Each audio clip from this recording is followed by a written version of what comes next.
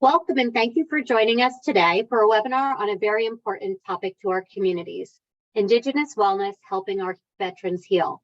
This hour-long webinar aims to increase awareness and share hands-on strategies on behavioral health issues which are important and unique to Native veterans. My name is Liz Best and I'm a manager of technical assistance with the Technical Assistance Research Center, known as TARC, here at NCUI. Joining me in support from NCUI are Molly, Sean, and Sabu. We are honored to have you all here today, and we kindly ask that you place your name, your organization, and your tribal affiliation and title into the chat box. In addition, we welcome any feedback you would like to provide about your webinar experience in our survey, which will also be posted in the chat box. Next slide, please.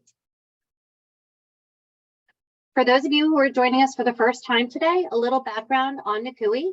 The National Council of Urban Indian Health, also known as NCUI, is the national nonprofit organization devoted to the support and development of quality, accessible, and culturally competent health and public health services for American Indian and Alaska Natives living in urban areas. NCUI is the only national representative of the 41 Title V urban Indian organizations under the Indian Health Service and the Indian Healthcare Improvement Act. NCUI strives to improve the health of over 70% of the American Indian Alaska Native population that lives in urban areas, supported by quality, accessible healthcare centers. Next slide, please. This event is made possible by the Indian Health Services Cooperative Agreement Funds. This event is solely the responsibility of the National Council of Urban Indian Health and does not necessarily represent the views of Indian Health Services or the Department of Health and Human Services. Next slide, please. Please note that this session is recorded for educational and quality improvement purposes. Next slide. So your mics have all been muted upon entry. However, we always encourage participation and engagement in today's session. We invite all the participants to turn on your camera and post questions and comments in the chat box. There will be opportunities to also participate in a Q&A at the end of our webinar. Next slide, please. For those of you who are new or unfamiliar to Zoom, here's just a slide showing you where the chat box is located at the bottom of your screen. And if you click on that, you'll enter the chat and you can post any comments or questions here. Next slide, please. So before we get started, let's spend a few minutes checking our awareness on some statistics important to American Indian and Alaska Native veteran health. Greater awareness and understanding of aspects unique to American Indian and Alaska Native cultures and populations will help you provide higher quality care when working with veteran clients who identify with these cultures. Please take a few minutes to work through these questions. And once you are through, please place your favorite emoji in the chat box. Sean will pull up our poll.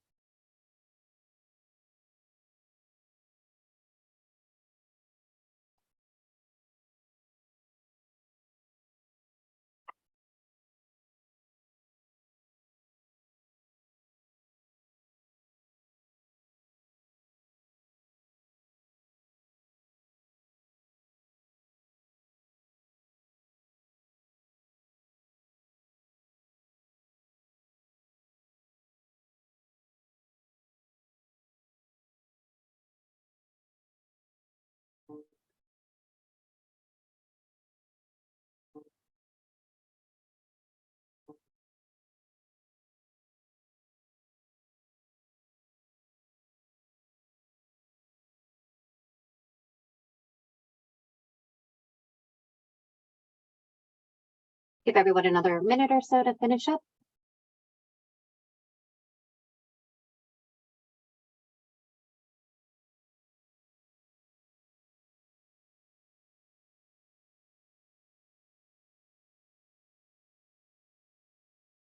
Great, Sean, you can close the poll and we'll see how everyone scored.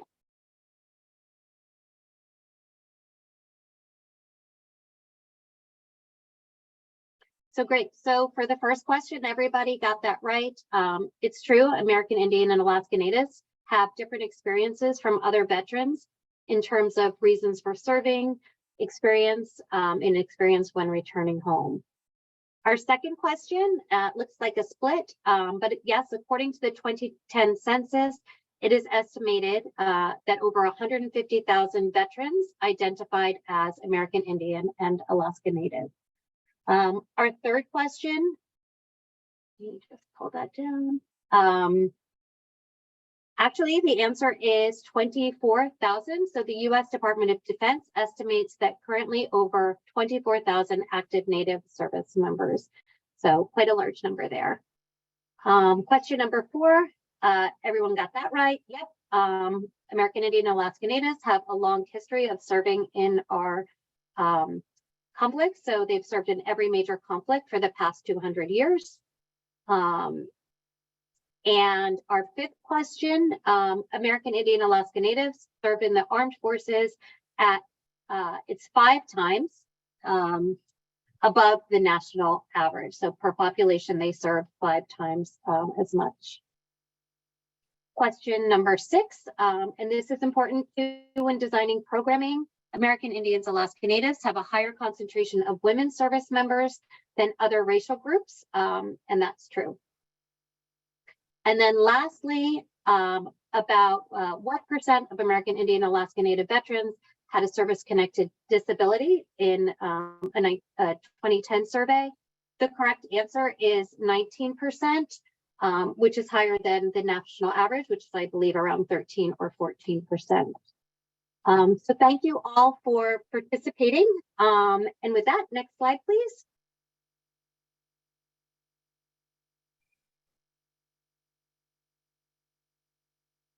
So today I'm honored to have with us Mary Milsaps and Zeke Vanderpool. Mary is the co-founder and executive director of Operation Angel Wing. Her passion, drive, and desire to help those struggling and find their way through devastating effects of traumatic stress, anxiety, and suicide is reflected directly with their organization's mission statement. She is neuro-linguistic programming practitioner, MA, in addition as a behavioral health specialist, master level performance coach, timeline therapist, and reconsolidation of traumatic memories administrator. She continues to teach and mentor within the first responder, military, and veteran communities, teaching behavioral emergency response, peer support, suicide prevention, and various other topics in relation to suicide prevention. We're also honored to have Zeke Vanderpool join us today. He is also a co-founder, and he serves as the Chief Executive Officer for Operation Angel Wing. Zeke served in Army Special Operations for 23 years with combat deployments to Afghanistan and Iraq, and is currently finishing a career in federal law enforcement. He is also a trauma interventionist, associate neurolinguistic programming practitioner, and a certified administrator of the Reconsolidation of Traumatic Memories Protocol. Zeke is also a singer-songwriter and recording artist, and he uses his music to connect to our nation's warriors. His commitment to helping those struggle with the devastating effects of traumatic stress is at the core of everything that he does, and his ability to coach through and beyond trauma, anxiety, and suicidal ideation is a true connection to purpose. The mic is all yours. And next slide, please.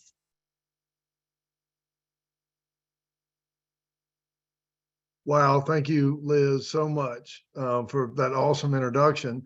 And I can't help but just comment on the poll. That it's just incredible to me to see the level of service and connection and sacrifice within the Native American communities across this nation. And I want to thank everybody for being here, and I want to just, on the heels of that, tell you how excited that we are within Operation Angel Wing to speak to you guys today about our wellness outreach for veterans and first responders and their families and the communities that they serve with our indigenous population of the United States. We recognize that there are some very unique challenges within these communities, and we're just really thankful for the opportunity to provide what we truly believe are some very solid solutions within these problems and challenges. So if we could go to the next slide, please. So I'll just touch on our objectives here, what we really hope to accomplish with you guys, the goals for your takeaway from our time together.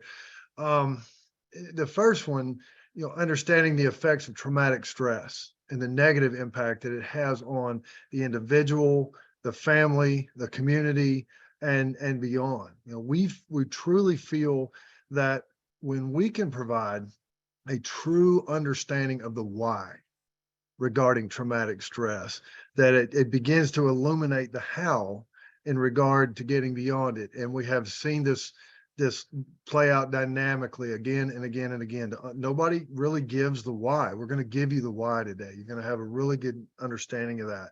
And then number two, to identify the unique challenges that urban American Indian and Alaskan Native veterans face as they transition into civilian life from the military world. And we know that transition is such a huge obstacle. We're up front with it all the time, working with our veterans, but especially when trauma is involved, which guess what? It almost always is. So we really look forward to jumping into that with you. And then finally, to explore the whole health approach and providing culturally competent mental health resources and preventative care to Native Americans. So next slide, please. So before we jump into framing, we'll just let that one hang there for a minute. I'm Zeke Vanderpool. And also with us, as Liz said, is my partner, Mary Milsaps, and we are the co-founders of Operation Angel Wing. Mary is actually the creator of Operation Angel Wing. But before we jump into this, I'd like to give you an idea of how our organization began and the road that led us here to you guys today. As she said, Mary is an American board certified master practitioner of NLP and had an amazing career in emergency medicine. But I want to back up for me in a minute, and I'm going to encompass a lot of this information as I go through this with you guys. But for me, this road started, I think, very specifically when I found myself at Walter Reed Army Hospital in 2011, standing beside the hospital bed of, excuse me, of one of my dearest friends. We had just spent a year together in Iraq, and we came home, and James redeployed to Afghanistan immediately because they needed medics, and he's an incredible medic. On a patrol, he jumped a ditch, hit a pressure plate, and lost his leg and did massive damage throughout his groin, his abdomen, his whole body.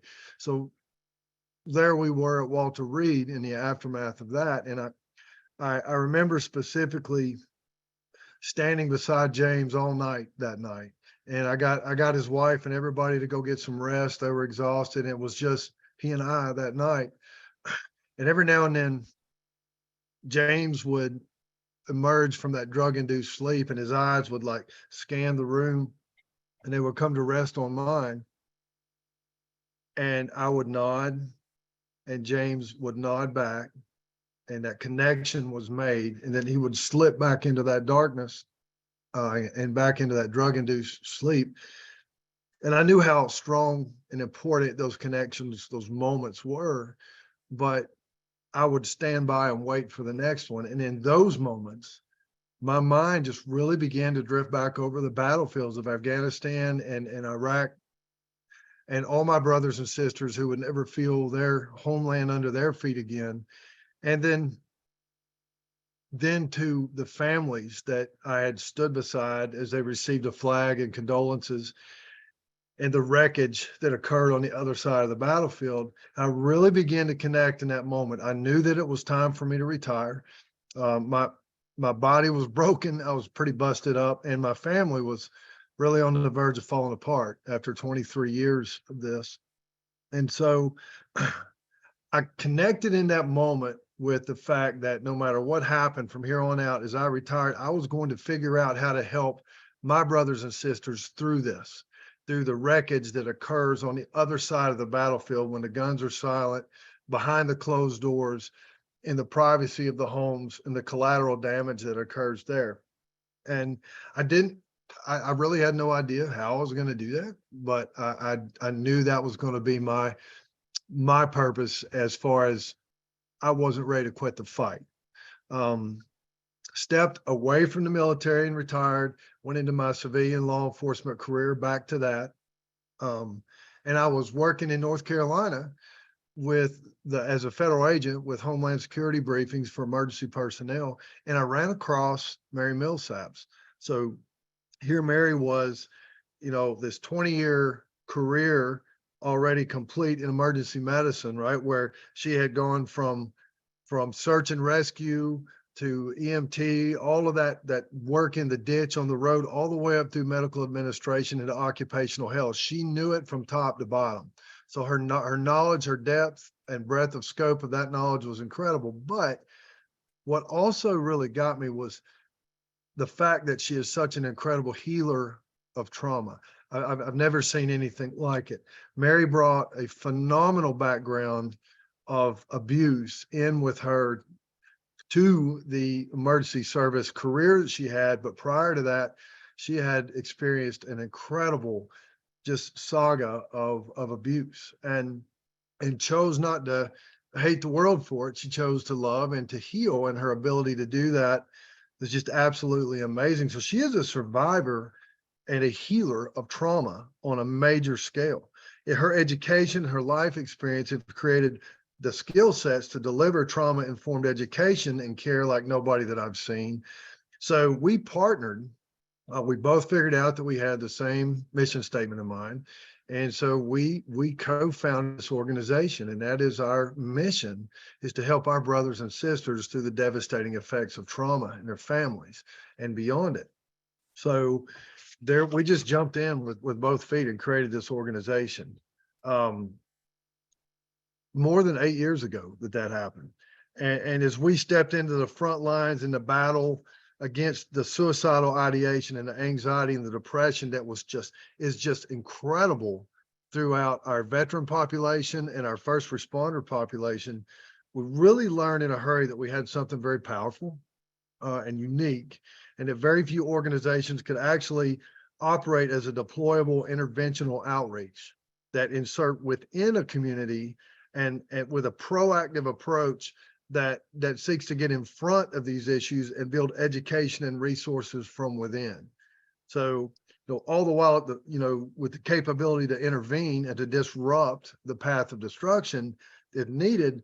But it's our passion, to not only effectively interrupt that trajectory for the individual or the family or the community, but also to give them the education and the tools to sustain and grow these capabilities from within. I think that's where it starts to really move out exponentially, and you empower people to bring these new tools and concepts and be extremely effective within.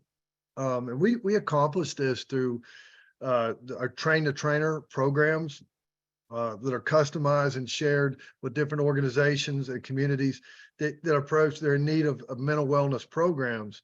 We also help support and sustain them with compulsory and terminable trainings as well to provide that reach back capability. So we're there with you all the way through and beyond. So Mary is going to jump in here in a minute and start framing this up for us, the mental health crisis that we are, actually the humanitarian crisis that we are now in. You guys coming out of COVID, coming out of the last three and a half years of the most disconnected, fearful, distant, hurtful time in modern United States history. I think we all feel the effects, but I'm telling you, the statistics haven't even begun to show it yet. We think that it's critical. We know that it's critical for us to be able to understand how truly far we are behind that line, right? That we have become in regard to the modern reality that we're facing in this mental health dilemma. So, it's not just mental issues and disorders that affect the individuals, but the impact that carries into the family and the community, state level and beyond. It's just a cascade effect that just becomes this cancer within our community and our society, right? To include violent crimes, domestic violence, crimes against children, and the list just goes on. Even affects our children's ability to learn, right? And if you think about driving the staggering levels of suicide alone, just across the board in the United States, and this one just hits me like a sledgehammer. Between our youth, 12 years old to 25 years old, it is the second leading killer of our youth. And the only thing that kills more of our youth is accidents, is unpredictable, whether it's distracted driving or whatever, it's accidental things. Beyond that, the next thing that's taken our children and our youth out is they're dying by their own hand.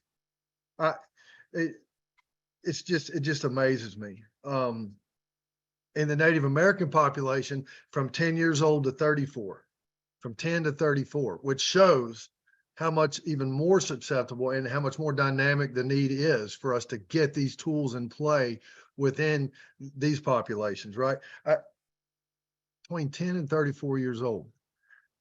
It just kind of blows me away here. And I think when statistics, everybody can play statistics, but the reality is that one right there says all we need to know about, hey, we got some major work to do. And what we have at play has not been working. We've got to make some changes. So, Mary, if you want, can I get you to come in and frame the crisis up a little for us? Sure. Thank you, Zeke. So we need to really understand the crisis, and we noticed early on that our crisis had quickly become a humanitarian crisis. There is not a demographic that is not affected by suicidal ideation, violent crimes, and the other on the list that Zeke could give you earlier. So let's look at where we sit right now as far as the mental health crisis. There are 168 million mental health diagnoses in the United States. It's about half of our population, depending, and statistics always vary, depends on the resource or who's providing the statistics. So this is just an average. There's 250 names for those diagnoses. These are all out of a standardized system. It's a DSM-5. It's a book that gives them a code to that type, to the name of that diagnosis. There's 300,000 licensed professionals to treat 168 million people suffering from mental health diagnosis, and about 8 to 10 traditional treatments that are still around that really hasn't been, there's not been a lot of change. Some have morphed into other names because of there being additions to it, but most of it is just the 8 to 10 treatments. And the primary, or what they call the gold star treatment for post-traumatic stress, would be the drug therapy, prolonged exposure, and talk therapy. As we go through these slides here and the content, you'll see I'll give you a little bit of science as that will kind of contradict that not being the gold standard for post-traumatic stress, and why our numbers of suicide are so high, the suicidal ideation, post-traumatic stress diagnosis. All that'll make sense here as we go through. Next slide, please. Next. Okay, sorry. So let's talk about post-traumatic stress and the primary diagnosis for post-traumatic stress, which is survivor's guilt, anxiety, and depression. Transitioning veterans and even active military, survivor's guilt is #1 for the diagnosis of post-traumatic stress, but depression falls right in line behind it. And it is the #1 diagnosis overall for mental health diagnosis, #1 in co-occurring diagnosis, and it is #1 for suicidal ideation. Also #1, substance abuse and alcohol. Now, diving into that, you'll notice there's a little blurb at the bottom, but there are several studies that are out. We're just using this one for London University. So I always encourage everyone to do their own research on this. But that depression was once believed to be the primary, and now science has kind of debunked that and said that when there is unresolved traumatic stress and anxiety, that's the depression is the residual effect of that unresolved trauma and traumatic stress and anxiety. So if we start looking at it with a new lens, we may be able to get in front of this horrific diagnosis. Next slide, please. So additional barriers in seeking help is that 80% of all clients that seek industry counseling, and what this means when we say industry counseling, that is the industry. That would be, your counselors, therapists, social workers, anyone that you're trying to seek mental health support from. But about 80% of all clients will not return for the second visit. The reason for this, when they kind of broke that apart and unpacked it, it was due to failed psychological safety. That means that there was not a place where they felt like that they could really truly talk about the deep traumas and pains, and they didn't feel safe to do that, so they didn't return. And if they were able to talk about it, the counselor usually did not understand or be able to provide that safety for them, that psychological safety, so they didn't go back. Premature termination, this is more along the lines of like grief, because in a standardized industry, you have a set algorithm healthcare algorithm that tells you how many treatments that this specific diagnosis needs, which would be, let's just use an example of 20 talk therapy along with this prescription. And then when you max that, or your benefits max that, the treatment stops. So unless there's a new diagnosis or some reason to continue it, you may be still struggling, but your care has prematurely terminated. Unrealistic expectations is where we will go in and we're constantly being told, hey, there's something wrong. You need to get help. You need to get help. We finally let our guard down just enough to step through the door, and we expect that we go in and that they're going to know what to do and how to fix this immediately. And that's just not the case. A lot of times you'll go in, someone that has been traumatized will go in, and it takes 20 or 30 minutes once the sympathetic response is activated for you to kind of go high right. And then it takes, if that is not broken, or that state is not broken, you will leave there, and it will take you 3 to 4 days for your body and your nervous system to actually regulate and settle back down, and the intrusive thoughts stop. Human brain has about 70,000 thoughts a day go through it. About 90% of those thoughts repeat the second day. So that means if you're stimulated, chances are that it's going to continue that until your brain either generalizes, distorts, or deletes that information. And that's why it takes about 3 or 4 days. So it can be quite challenging to go in and actually get help for post-traumatic stress, which is where we're at in the crisis. Again, it just kind of solidifies that crisis that we're in. And then the big one is that we are not able to effectively communicate our struggle or our pain.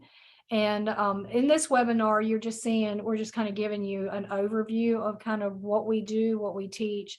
But we have multiple programs to where we go through workshops, and at the end of those workshops, you understand the internal representations, external, and you do have a language for your struggle. And it's easier when you go in to seek help that you can communicate your pain and what is happening to you. Because the question that I always got was, hey, what's going on with you? And immediately I shut down because I did not know how to answer that question, as basic as it was.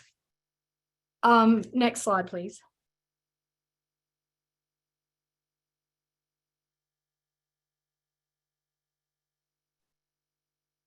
So this slide is just where we start to kind of introduce a little bit of the science. If we want to make sure that you know that you hear a lot of the terminology of we're broken or we're damaged beyond repair.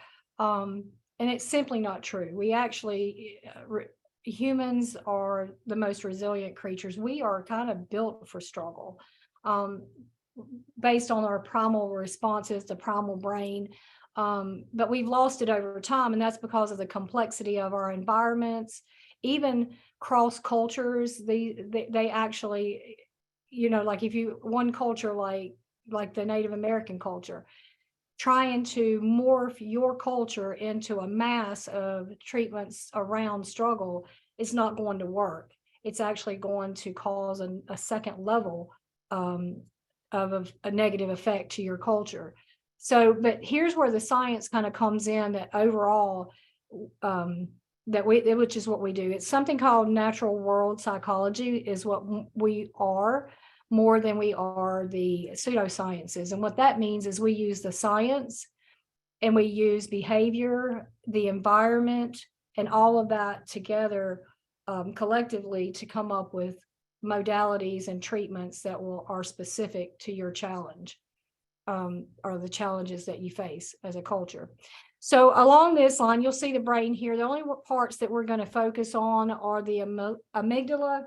And the amygdala is responsible for the assigning of emotion, and usually it kind of sets in the brain and looks and scans for to protect it as it's a truly normal response. It scans for things to tell us to be afraid, there's a threat. And then the hippocampus, which is this larger structure that you can see, it is your storyteller, memory. It's responsible for learning. And there are two chemicals responsible when we go into, or when the sympathetic state is activated. The amygdala will overproduce epinephrine, and the hippocampus will overproduce cortisol. What that's going to do is it's going to take this tiny structure on your screen, which is the amygdala, and it's going to enlarge it. And then the overproduction of cortisol is going to shrink our memory center and our storyteller and our learning center. That's why there is a direct correlation between ADHD diagnosis for adults and children related to the traumatized brain. So what this should be telling you, this science should be telling us, is that we need to get in front of post-traumatic stress. We don't need to be hiding in the shadows with it. We need to walk up and actually start addressing this, because it will damage the brain over time. Not only was the event traumatizing and the experience, the recall and those intrusive thoughts are very damaging to the structures in the brain. Next slide.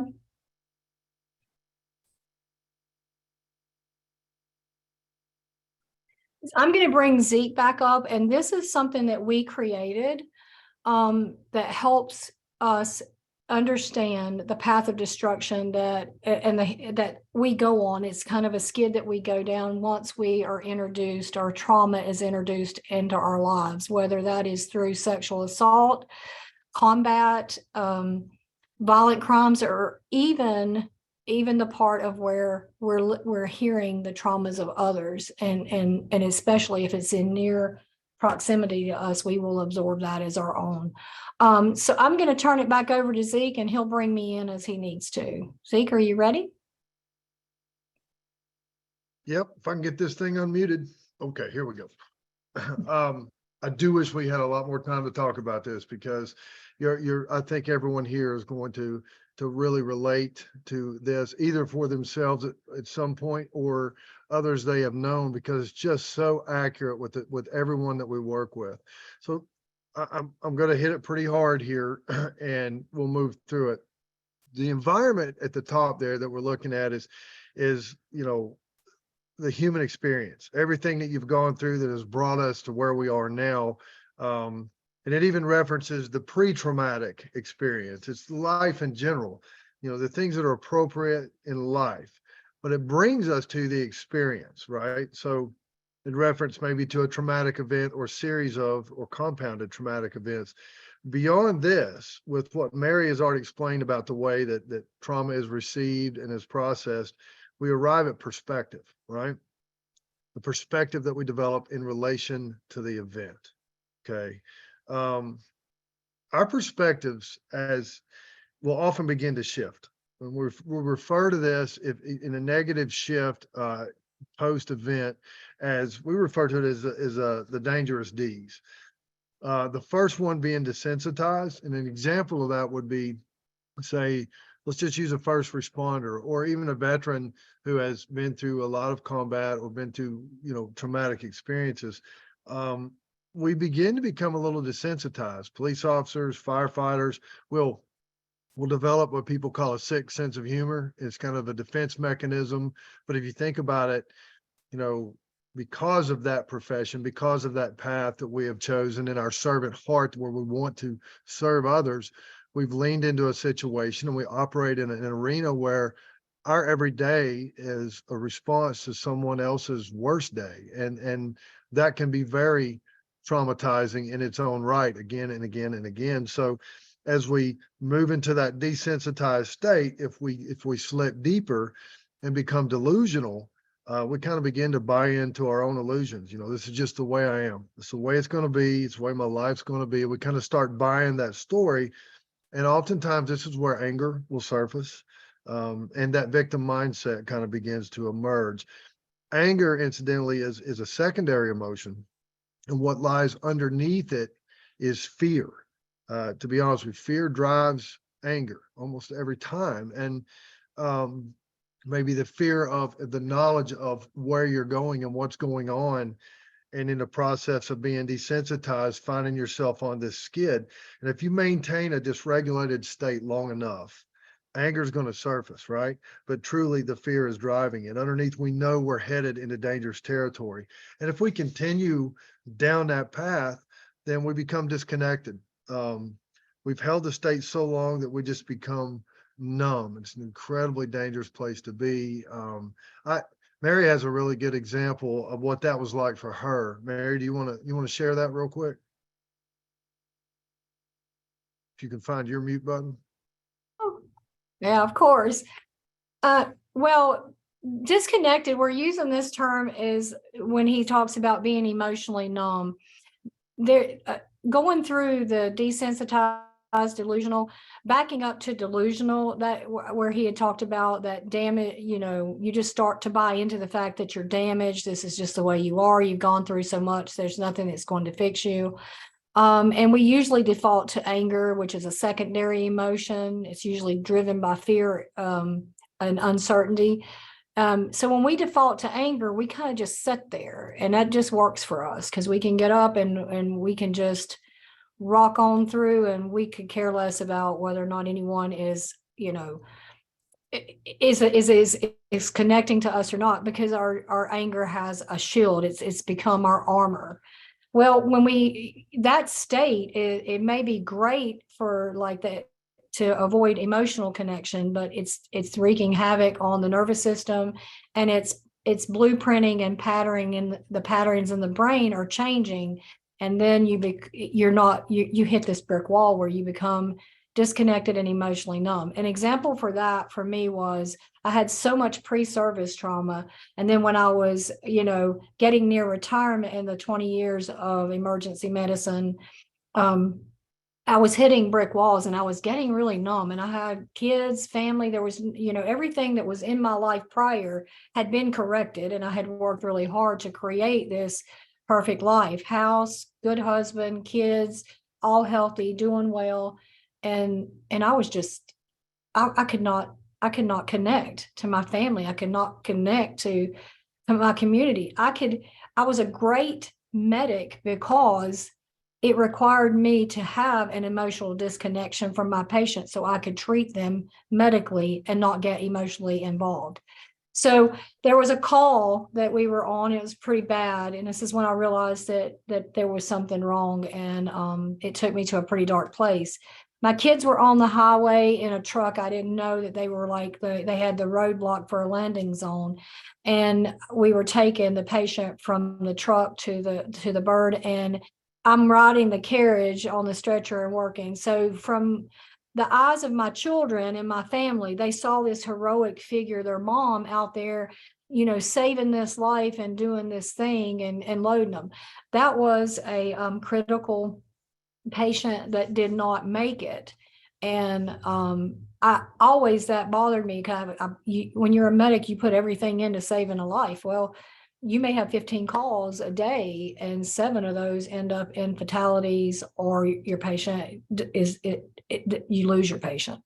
So I got home from that call. I got home after that shift, and I typically would go in and try to process and get things straight in my head after that. And my kids were just running up and coming in and storming, and, oh, Mom, you're a hero. You're so great. It's awesome. We saw you. And then I immediately just lashed out at them with some harsh reality. I told them, I said that there's nothing heroic about what I do. More people die than I save. It was just, my kids' eyes were just wide. Their little mouths were open, and my husband had a blank stare, and I just shut the door. I had gotten to a point to where when I'd go home and the kids would run up and hug me, I knew I loved my children. I knew that I would die for my children. I knew that these things were there, but I could not feel them. I was so disconnected. I could not feel the love my children was offering. I definitely could not connect to them and help them understand. I mean, I got to where I stopped hugging them. I tried to just do as much surface stuff as possible, and stayed at work as much as possible to keep from having to connect to family. That was one of the most unhealthy things that I had ever gone through, and it took me to a really dark place. So when we say disconnected, we would rather start helping you at desensitized and delusional than we would get you disconnected, because disconnected is where the suicidal ideation comes into play. Mary, thank you. That is vulnerable, and it's real, and really appreciate you sharing that. So I'm guessing a lot of people can relate on one level or another in what we call this path of destruction. And as you move through these dangerous deeds, you'll see that someone's behavior begins to mirror the state that they're in. A good example of that would be the transitioning veteran that just can't get his feet under him, may begin drinking heavily, withdrawing, becoming angry, like we talked about. And this is when we pull away. We pull away from the people that we love and that love us, and it's in our support groups. It's when we pull away, and it gets really dangerous. We develop a marginalized view of ourselves, and we become uncomfortable in our own skins. And I experienced quite a bit of that coming out, especially out of the Iraq war, or out of Iraq as I time it, and Afghanistan all the way back in 2003. I experienced every bit of this. The good news, though, is that when we enter path of destruction and we do the work to restore a healthy perspective, which we're very effective at, we're able to turn all of this around extremely effectively. Gosh, I know we're getting close on time. So I think what we need to do is probably explore some of the challenges around that within the Native American community, both from a scientific and a cultural standpoint. And I'll toss it back to Mary.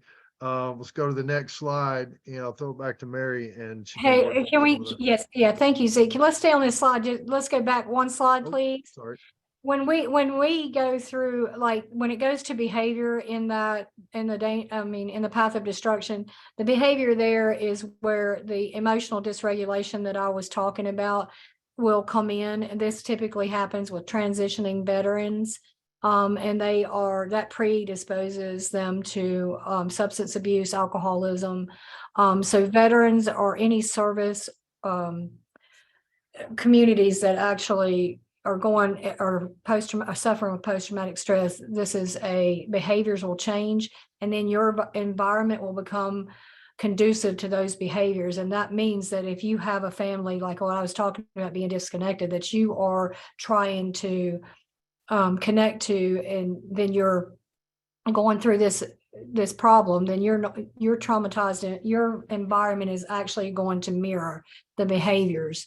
So if you were not drinking and you were going to church, and now you're drinking, and you're going to only gravitate toward the communities that will allow the drinking, and less of the family support and communities that you would be in normally. Next slide. I'm going to try to blow through this one. This has to do with cultural challenges, and we're going to look at intergenerational traumas. And this concept is that culturally, the struggles of your culture that we share with our children and we want to continue to go through, this type of trauma is not intended, but is definitely putting youth at risk. There's a better way to do it, but with still calling attention to the struggle of the culture, the oppressive and violent history there's a way to do it. And then I'm going to skip down to co-occurring traumas. This would be where you would have your traumas of life along with carrying the ancestral traumas. These traumas could be co-occurring, and you will just start layering and stacking traumas in. And then there is the recent research that says that there is a genetic connection, and this is called epigenetics, and it is an emerging research that says that the traumas can actually be passed down through the gene. I encourage you to do your own research here, but it is the germline cells is how that is being passed from generation to generation. If you have a generation here that struggled, and then you have 3 generations out, one that doesn't, if these cultures, if this research, the epigenetics, is saying that these cultures, even if you don't tell them the stories, they will still absorb it through the genetics. Cutting edge stuff, so do your own research there. Next slide. This is this was off of the Office of Minority Health site. There are a ton of databases out there, and they all kind of regurgitate the same information. So a lot of language here. The only ones that I really want to highlight is that the suicide was the second leading cause of death for American Indian and Alaska Natives between the ages of 10 and 34, and then dropped to the bottom. Because in between, there's a lot of comparisons in cultures, and we don't support the comparison. Each culture has their own set of challenges that should be specific to that culture, and comparing and trying to come up with mass solutions it's not effective. It doesn't work. So violent deaths. Next slide. Again, this is more geared toward how to train the providers. And again, it's pretty generic, but just go to the bottom, because this would actually explain more about how our services work. It's adapting the services to each patient's unique needs. We don't use patients, but it's called client. We call them clients. But this is what we've done this whole time. So natural world medicine, like we had talked about, it takes the science, behaviors, and environment, and we pull those together, and we create modalities and treatment plans that are specific to the patient's needs. Next slide, please. Again, this is more of the information. I just chose this one website or this one industry, but they're like I said, it's pretty generic. No matter where you go, you again do your own research here. This is again for trying to train cultural humility. I wanted you to just focus on bullet point number 2 and 4, and these are recognizing what you don't know and being open to learning as much as you can, along with acknowledging that a patient is their own best authority, what this one, just layman terms, is just active listening to what the client needs, what they're telling you they need, and then forming the treatment and care plans around that specific individual. Next slide. Zeke, this is where I'm going to bring you back up, if you don't mind, and I'll let you go over a little bit of our methodology and how we intend to stay in this fight with you. No, I don't mind a bit. Thanks, Mary, for sharing that. So just to give you guys just a quick idea of OPAL's Trauma Informed Nation campaign over the last couple of years, it really has been our objective and our primary motivation to protect the emotional and mental health of Americans and their allies battling against the most prolific mental health crisis in our nation's history, one victory at a time. As Mary said, we really do believe in going at one victory at a time and going and focusing those modalities and that approach to the individual needs, right? Just in what we've been through in the last few years and where we are now with the overt stresses and pressures, the collapse of Afghanistan was brutal on so many of our veterans and their families for many, many reasons. And the ongoing war, the communal trauma alone is astounding. And we're headed down a pretty deep hole right now. Go ahead to the next slide, if you would, please. So where we have really jumped in and just really tried to craft our solutions to the most effective level,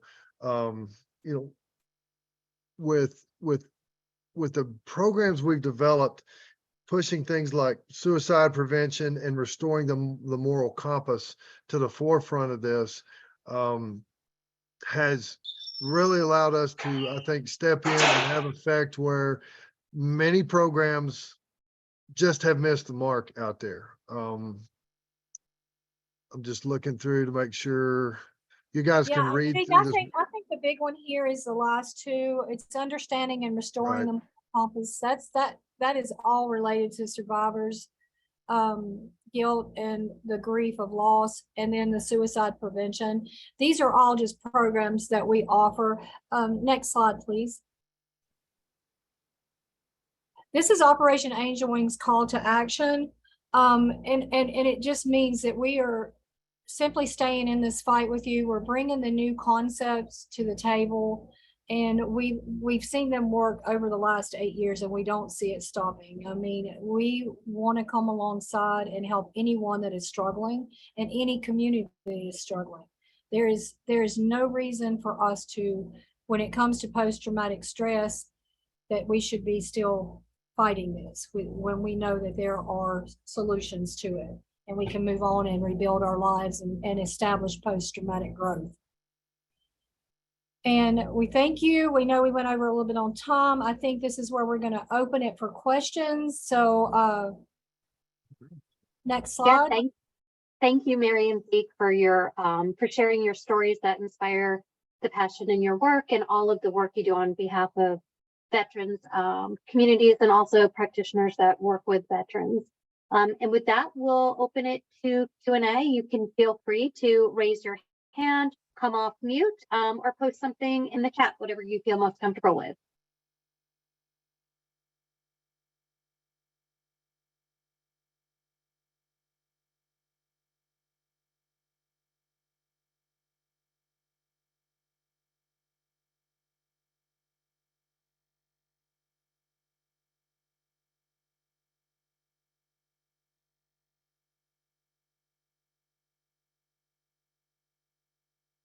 Here's a question. What barriers to mental health care have you seen that are unique to veterans' health? What barriers? I know you talked a little bit about communication and finding the right words and stigma, but what else have you seen? Mary, did you catch that? I did, but I was talking with my mic off, so yeah. Oh, well, there you So go. there are as far as Native Americans, there are the cultural challenges. Is that what, I'm sorry, is that the question that was posed? Is what other barriers? Yeah, it's what resources do you, oh, I'm sorry, no, I'm on the wrong one here. They're coming in pretty quick. What barriers to mental health care have you seen that are unique to veterans' health? Oh, one is that the demand heavily outweighs our resources. Two is we have to have the right approach, the right timing. I mean, it has to fit. And right now we have just a mass treatment gold star plan to combat. And you need innovative, adaptive programs like this one to plug into the industry, not one that's going to compete with it, but actually complement it and move the struggling clients forward with it. So there is culture, there is socioeconomics, education there. I mean, the list goes on as far as the barriers of getting the help in. I hope I answered that question. No, you did, Mary. Another one is, what resources do you recommend for family members of veterans, for the family members? Oh, so reaching out to someone that is specific that has experience with trauma, a good trauma counselor or an organization like ours, even reach out to us. What we do is we will not treat the individual without that ongoing support for the family. The family needs to be at just minimum, at the minimum, is be educated around what that survivor is going through and what kind of treatment that they're going into. So it's as much as the individual will allow, but we always want to pair the family to the treatment plan, right? We always want to have them involved, right down to education, some of the modalities that the family can use as a whole, as opposed to just treating and them having to go through treatment. Because if that veteran has been like on the path of destruction, traumatized for any length of time, there has been that path of destruction, and it has impacted the family, and everyone around this veteran has suffered, right? And it's not because it's how they chose it to be, it's just how it is. When our behaviors and our environment tilt, that our families are going with us. So we have to support them as well. And that's how you will hold. It will start with the family, the individual, the family, and bleed into the community. Great, thank you. And that'll wrap up our Q&A. Next slide, please. If you can take a few minutes to do our evaluation, you can take out your phone, take a picture, or you can, Molly will also drop the link into our chat. Any feedback you have always helps us to improve our programming for you. So please take a few minutes to do that. And next slide, please.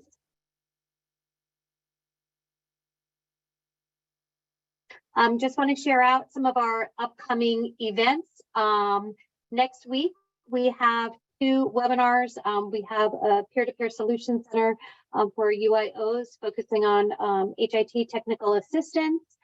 We also have a webinar next Wednesday, Growing a Sustainable Workforce, Opportunities and Challenges. And then rounding out in June, we will have our 3rd Community of Learning session, branching out wellness programming for patient-centered HIV care from an urban Indian perspective.